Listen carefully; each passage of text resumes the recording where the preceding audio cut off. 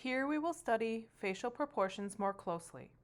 Different cultures have slightly different facial features in one way or another, but these general measurements to the human body should still be followed.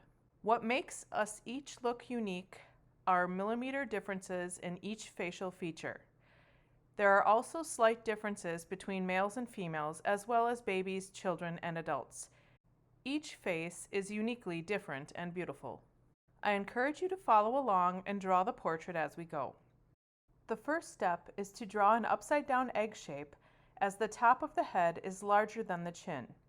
I filled about 2/3 of a sketchbook page in order to have enough room to dictate the proportional distances of the face on the page.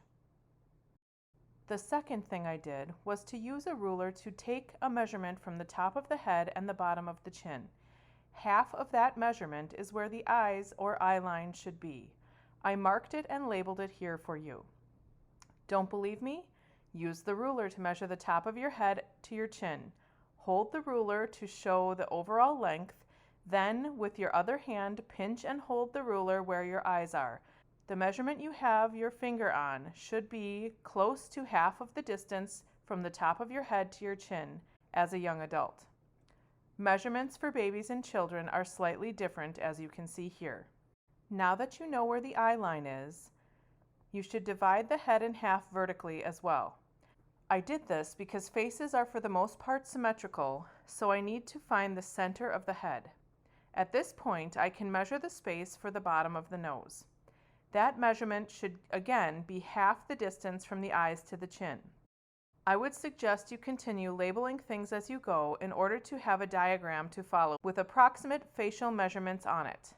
The next part I marked on this drawing was the space for the opening of the mouth.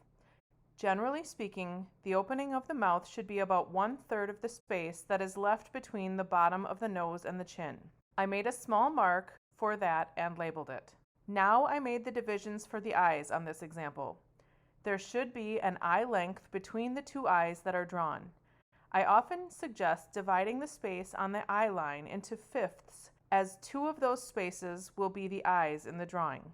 As I draw the eyes, I notice the shape of the eye opening itself is similar to that of an almond. There should be a slightly larger curve toward the inner part of the eye. Once those were drawn, I used the space between the eyes to measure the width of the nose. I made dash marks to show this measurement. Once I had the space, I drew 2 parenthesis marks that will make the nostrils and the letter U, or to be more specific, the shape of a recurve bow to suggest the space that is the bottom of the nose and the nostrils. Once the nose was drawn, I drew the iris, or the colored part of the eye, and the pupil, the black dot in the center of the eye. As I drew the eye, I represented the pupil and iris as a star-type shape with some additional lines to depict this for now. In a drawing with value, there should be subtle shifts in values in this area, as well as the simpler linear depictions I started with here. Once the eyes were drawn, I could use the pupils to predict how large the mouth should be.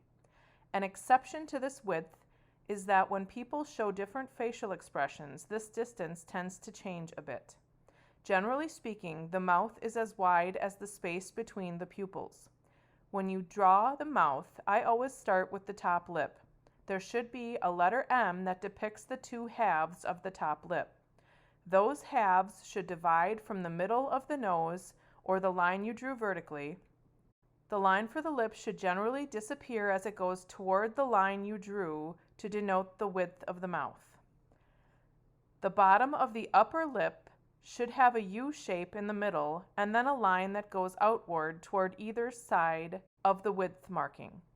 The bottom lip should be a larger U that disappears as it reaches the width marking. It's important to make the lips disappear as they get wider, or the face won't look correct. The width of the head should determine where the eyebrows are placed. It's important to take that measurement close to the eye line. I was a little above that measurement when I drew this, making the eyebrows slightly too high. Hair on the body should follow the form of the body. Notice how the eyebrows start from the middle and move away from the face. There should also be a slight arch to the eyebrows as they follow the orbital rim of the skull under your skin and muscle. Once the eyebrows were drawn, I made a mark about an inch down from the top of the head. This is where the hairline should start. Notice that hairstyles come up off of the head. In addition to hair, I drew one ear in frontal view. The ear should be approximately the same distance from the eyebrow to the bottom of the nose.